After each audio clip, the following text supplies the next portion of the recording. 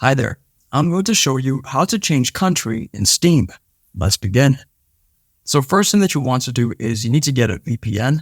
So this is the one that I'm currently using. It is Proton VPN and it's about €5 a month. So it's quite affordable. You can use that one if you want to. And then there are different regions which you can access different VPNs. So I'm currently connected to one here in South Africa. And then once you're done, you're going to go back to Steam.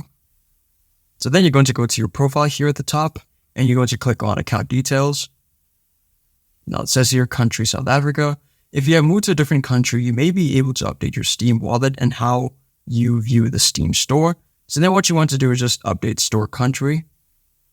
So then you can read all of this if you want to. Your country is part of your Steam account settings.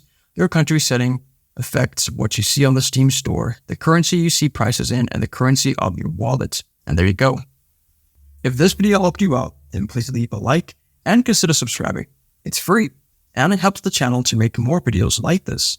Thanks for watching and see you in the next one.